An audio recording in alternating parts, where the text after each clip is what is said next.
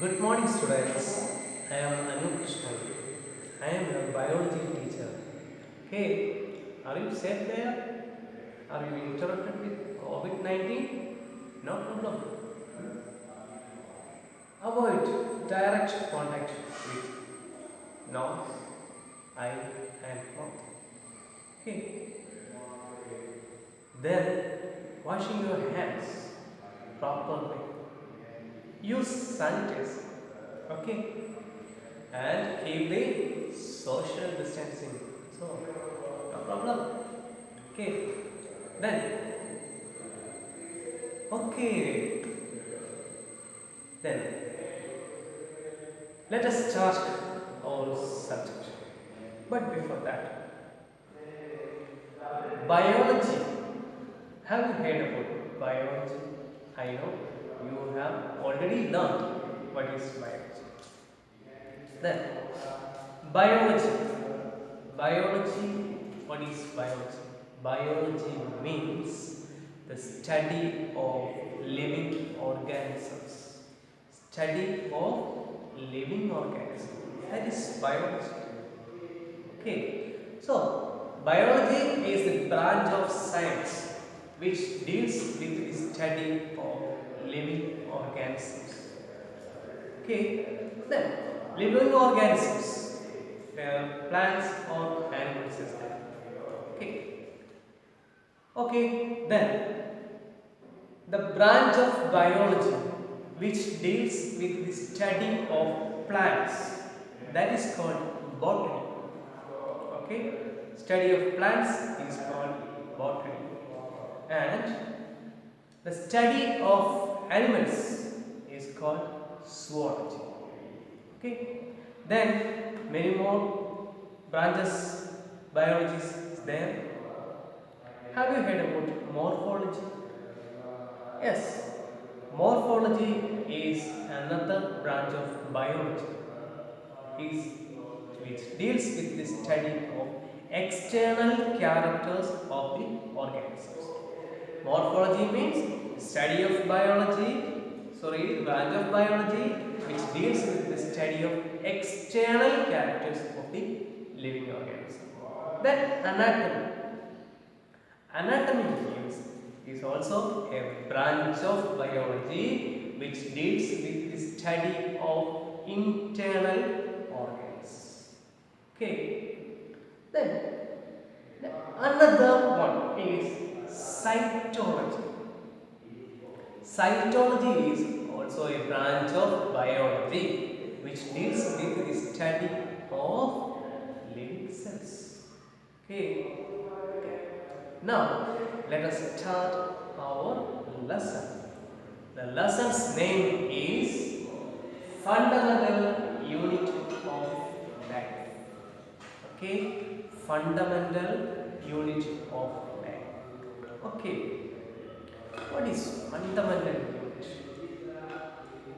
Have you know about it? A building, a concrete building. In building, the fundamental units are the bricks. The bricks are the fundamental units. Okay. Yes. In this lesson, the fundamental unit of life is cells. Okay. Just look. Robert Hooke is a biologist, scientist. He discovered the cells. How? One day, he looking the bark of a tree with his own made microscope. Simply modified microscope. Robert Hooke modified a microscope. Into the microscope, he saw a various honeycomb-like structures. Honeycomb-like structures. What is honeycomb-like structures? Look.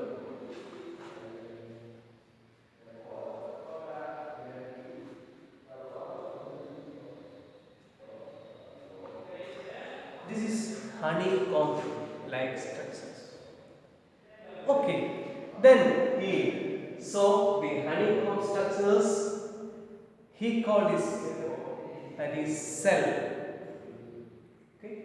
In 1665, the year is 1665, Robert Hooke, he was a biologist, okay, he discovered the cell from the bark of a tree, okay, using his own modified microscope,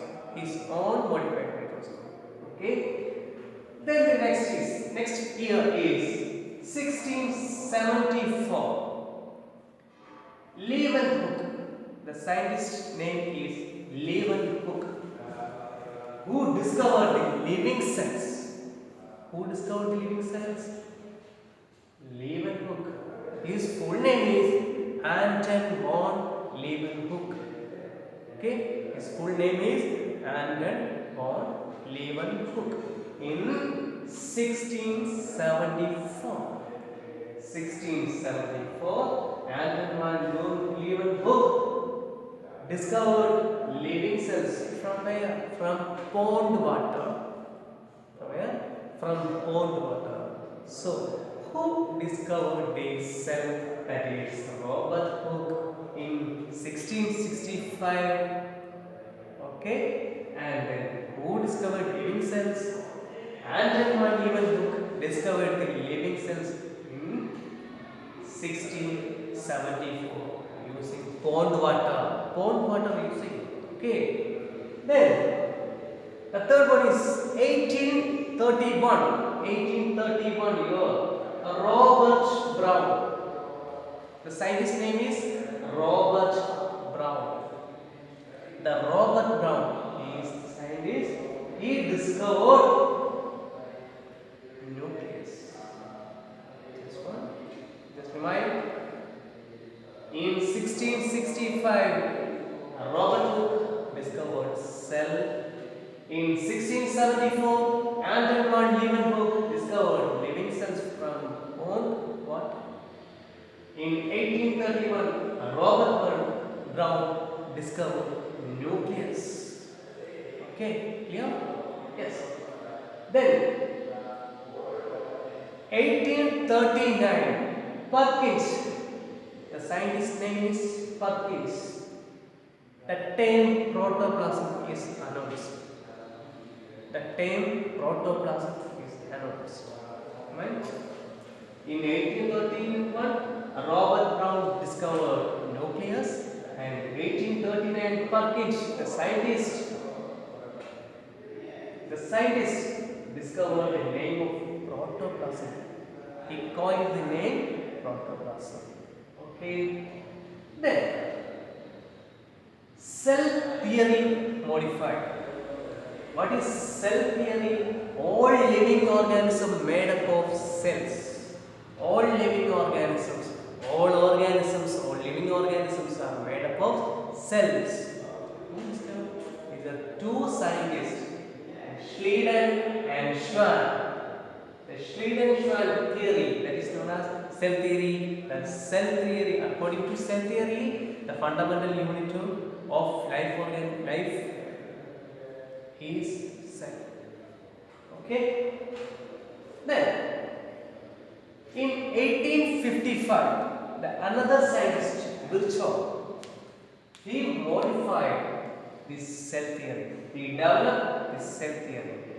His modified cell theory states that the fundamental unit, the all living organisms made up of cells, plus his modified theory, the cells are originated from pre-existing one. Okay, the modified cell theory is the all living organisms made up with cell. That cell is originated from pre-existing one. Then 1914 discovered electron microscope. 1914. So this year is very, very important. Look at this whole year. 1665. discovered cell? Robert Hooke. 1674, Leeuwenhoek discovered living cells. 1831, Robert Brown discovered nucleus. 1839, Perkins coined the term protoplasm, and then cell theory is modified with two scientists in 1838, Schleiden, 1839, Schwann. Schleiden-Schwann cell theory. The cell theory is all living organisms made up with cells. And then 1855, Virchow modified the developing this Schleiden and Schwann's cell theory. He added the cells is originated from pre-existing one. Then last is 1940, discovery of electron microscope. Okay, just look this year and scientist name. Okay, then cytology. Cytology means what? Cytology, we have already learned. Cytology means the study of cells and cell function. Okay. Then cells. There are more than cells are here. In human body, cells are blood cells, nervous cells, muscle cells, smooth cells, fat cells, etc. Smooth cells, blood cells, muscle cells, nervous cells, and fat cells, etc. Okay, that is the cells. The next point is diffusion. Have you know about diffusion? In a room, there is a small intense stick there. The burnt intense stick. We can smell it other corner of the body because the smell is spread into the air. Okay, and another example is comfort Ujala examples. Okay, droplet added to water, they spread all of the water. Okay, that means molecules spreading, traveling. Okay, so the definition of diffusion is the molecules travels from higher concentration region to lower concentration region. Okay, the molecules travels from higher concentration to lower concentration. That process is called diffusion. Yes, what is diffusion? Give me some more examples for diffusion. The fruiting, smell of fruit, the smell of jackfruit. The jackfruit, we can smell jackfruit smell long distance. The process is called diffusion. Okay, this is diffusion. Then we are doing an activity. Okay, you just take 3 test tubes and 3 beakers.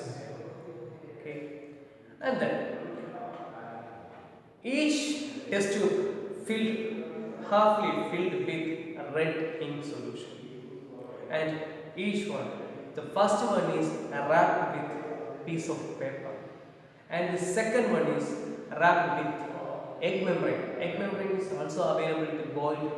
Okay, egg membrane. Okay, then third one is covered with mouth is covered with the plastic. Okay, the experiment start.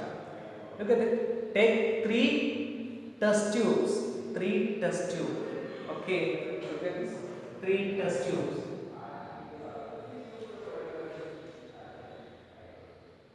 Is filled with a red colored ink. And first one is wrapped with small piece of paper, and second one is wrapped with egg membrane, and third one is wrapped with a plastic sheet. Okay, then these three test tubes are dipped in a water. The three test tubes are dipped in water, that is beaker. Okay, then now we can say the first one, the paper wrapping test tubes color is diffused to all over the beaker because of water. Then the second one is very slowly, that means partial changes into the water, and third one is no changes. Okay, three test tubes, three type of parts wrapped. First one is paper, second one is egg membrane, and third one is the plastic, and dipped into the water from beaker. Okay, look at these changes. First one is paper is diffuses very fastly, and second one is very slowly, and third one is no changes. So the paper is permeable to allow the molecule transfer. That is known as permeable membrane.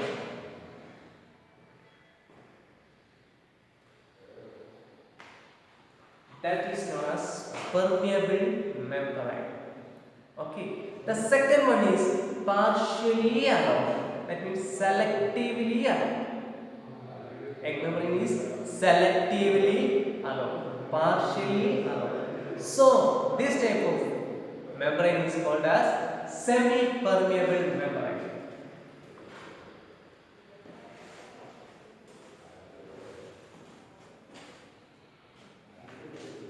Semi-permeable membrane.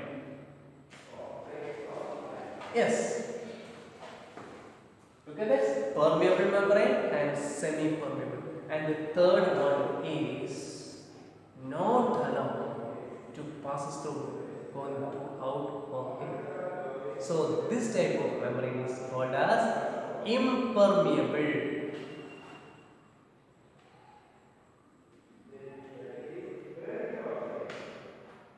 Look, permeable, semi-permeable and impermeable. Okay, yes, three type of membranes are there: permeable membrane, semi-permeable membrane and impermeable membrane. Then the next point is osmosis. What is osmosis? Osmosis. What is osmosis? Osmosis is same type of diffusion, but the difference between diffusion and osmosis is one thing, that is presence of semi-permeable in osmosis. So the definition of osmosis is the water molecules traveling of water molecules from higher concentration to lower concentration through a semi-permeable membrane. This process is called as osmosis. So the definition of osmosis is, yes, the water molecules traveling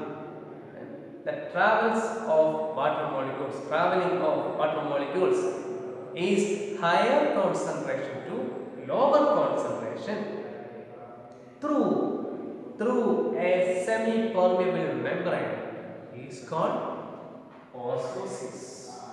Okay, then cells, different types of cells we are already studied. Okay, diffusion, osmosis. Okay, permeable, semi-permeable, impermeable. Okay, then next we can study cells, cell organelles. Okay, cell inclusions, cell contents, cell structure, etc. into the cell.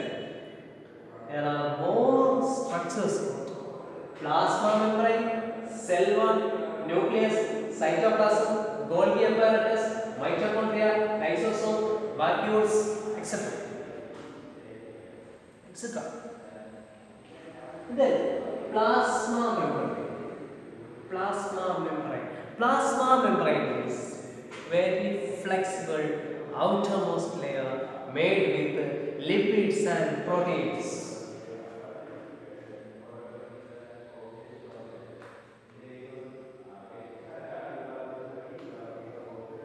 Plasma membranes,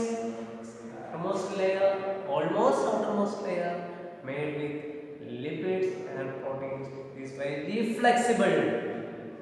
Okay. Second one is cell wall. Cell wall is only in the presence of plant cells. In animal cells, cell wall is absent. Cell wall is very rigid to provide the strength of this plant. It is made with chitin. So its cell wall is made with cellulose.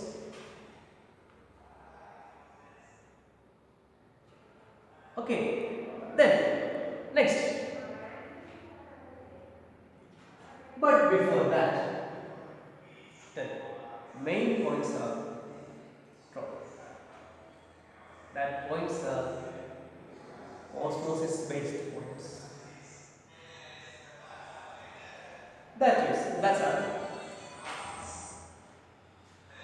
Isotonic, hypertonic, hypotonic. Okay, we have already learned about hypotonic solution. Then hypotonic solution means surrounding media's concentration of water is very high. Hypotonic solution, surrounding medium water solution is very high, and in very low, water content is very low. That is hypotonic solution. Hypertonic solution means outer medium water content is very low and inner is very high.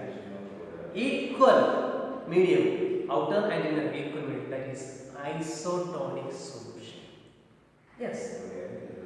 Then now we can study plasma membrane. We are already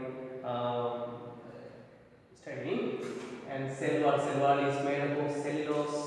Cell wall is very rigid substance to provide the strength and weight of the plant cell. Then third one is nucleus. Nucleus is the brain of cells. Cells in the brain.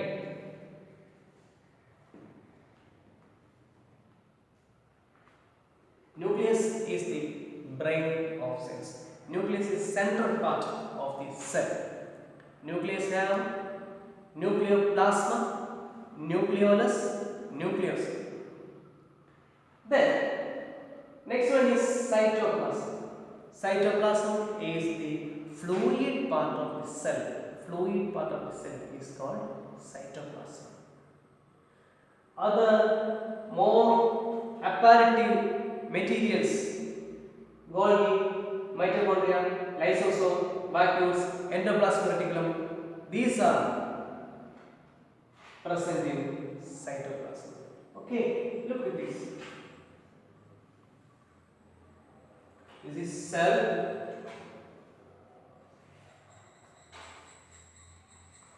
This is cell wall. This is plasma membrane.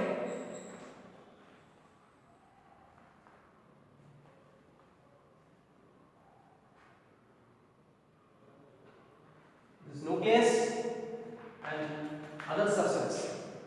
All substance are called protoplasm. All substance, including nucleus, all substances are called protoplasm. Then, in between nucleus membrane and plasma membrane, the substance. This fluid part is called the cytoplasm. Cytoplasm. Okay. This is protoplasm. All materials include protoplasm, and in between nucleus and plasma membrane. The whole part is called cytoplasm. Then the next point is Golgi bodies. Golgi bodies discovered Camillo Golgi. Scientist name is Camillo Golgi. Then mitochondria. Very important one. The powerhouse of the cell, that is mitochondria. Powerhouse means energy production. Energy production. Large scale energy production within mitochondria. The energy considered as ATP. ATP, adenosine triphosphate, ATP. The energy in the form of ATP, that is mitochondria. Mitochondria, the powerhouse of the cells. The last one is lysosomes. It's not a large one. Lysosome. Lysosomes is suicidal bag. Waste material, removal of waste material in the form of lysosome. It's a bag-like structure. And then vacuoles. Vacuoles is also a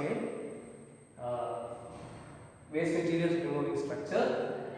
In nucleus, in between nucleus and plasma membrane, there is a network, that is endoplasmic reticulum.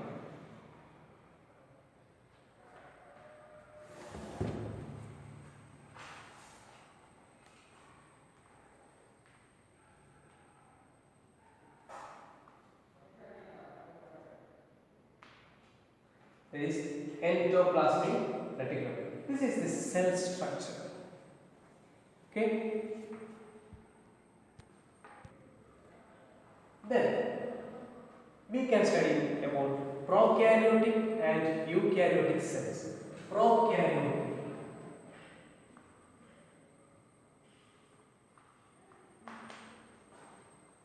Prokaryotic cell and eukaryotic cell.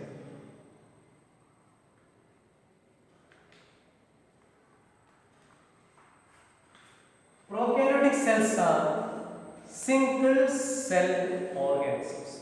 Prokaryotic cells are single cell organisms. But the problem is there is no definite nucleus, definite cytoplasm, protoplasm, etc. It's a extra.